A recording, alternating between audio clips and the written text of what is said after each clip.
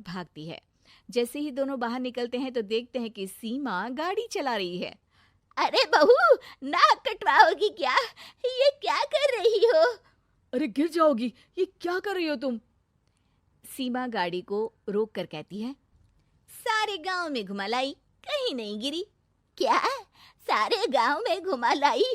अरे लोग क्या कहेंगे बहू, सोचा क्या एक बार? यही कहेंगे कि कितनी अच्छी गाड़ी है। अरे तुम्हारे बारे में। हाँ, कहेंगे ना कि देखो कितनी अच्छी गाड़ी पर बैठी है।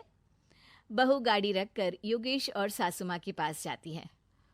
तुमने कब गाड़ी चलाना सीखा? हमारे बाबूजी के पास पुरानी स्कूटर थी, सीख ली। फिर स्कूल में एक मास्टर जी भी ऐसी ही गाड़ी लेकर आते थे, उन्होंने सिखा दी। हाँ, स्कूल के मास्टर आजकल यही सब तो सिखा रहे हैं। पढ़ाई का कुछ सिखाते तो कुछ भला होता। अरे बहू, अब गाड़ी मत चलाना। हमारे परिवार में कभी किसी औरत ने पीछे से आगे की सीट पे आने की हिम्मत नहीं की है। तुम भी मत करना, समझी? जी, समझ गई माँ जी।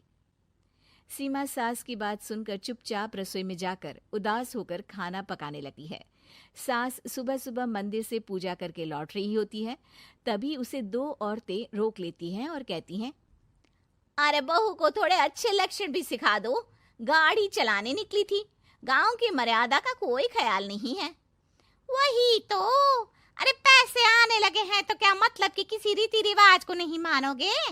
अरे समाज में रहना है तो समाज के ढंग से ही रहना पड़ता है। अरे लाज भी नहीं आई बहू को? चूल्हे चौके से निकलकर सीधे गाड़ी लेकर चौराहे चबूतरे नाप लिए, फट फट फट करते हुए। अरे कुछ कह देना उसे। अरे ये क्या कहेगी, बूढ़ी सास है, इनकी थोड़ी ना चलती होगी घर में। हाँ, बहू की ही चलती होगी, मर्जी भी और गाड़ी भी। सास सब सुनकर घर आती है और बहू को चिल्ला के बुलाती है। अरे नाक कटवा दी सबके सामने गाड़ी चलाकर। औरत जात गाड़ी नहीं चलाती। शहरों में तो 4 पहियों वाली गाड़ी भी चलाती हैं और हेलीकॉप्टर, हवाई जहाज भी। शहर में थोड़ी ना रहती हूँ मैडम साहिबा। आज के बाद गाड़ी से ही नहीं, यूं भी निकलना बंद तुम्हारा घर से।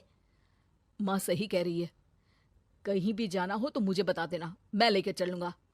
आज माँ को तुम्हारे कारण कितनी बातें सुननी पड़ी। इतना कहते हुए योगेश वहां से चला जाता है। बारिश की वजह से कारखाने के रोड पर कीचड़ रहता है, इसीलिए योगेश गाड़ी घर रख कर जाता है और किसी से लिफ्ट लेकर कारखाने पहुंचता है ताकि नई गाड़ी गंदी ना हो। लेकिन शाम को इतनी तेज बारिश होती है कि उसे वापस आने का कोई साधन ही नहीं मिलता।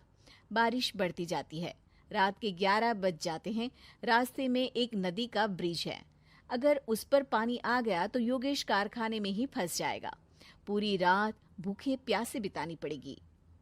घना अंधेरा, बिजली की कड़कड़ाहट और तेज बारिश। राजेश डर भी रहा था, ठंड से कांप भी रहा था।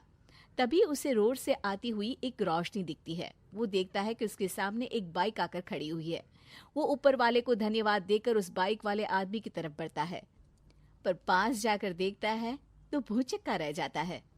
सीमा, तुम यहाँ इतनी बारिश में गाड़ी पर? पहले बैठो तो, नदी ब्रिज पे आ जाएगी तो जाना मुश्किल हो जाएगा। योगेश गाड़ी के पीछे बैठता है। सीमा गाड़ी चला रही है। मैंने तो तुमको पहचाना ही नहीं। गाड़ी की आवाज तो पहचानी होगी ना? अरे पर मुझे नहीं पता था कि तुम आओगी। अच्छा किया कि तुम आ गई। माँ नहीं आने दे रही थी, पर हमेशा पति पत्नी की रक्षा थोड़ी ना करेगा, पत्नी को भी तो करनी चाहिए। योगेश को सुबह अपने किए पर पछतावा होता है। उसकी आंख में आंसू आ गए जो बारिश की बूंदों में बह गए थे। उसके बाद सीमा को सास ने और योगेश ने खुशी खुशी समाज की सीमा लांघने की मंजूरी दे दी। अब वो जहां भी जाती फट फट फट गाड़ी पे ही जाती।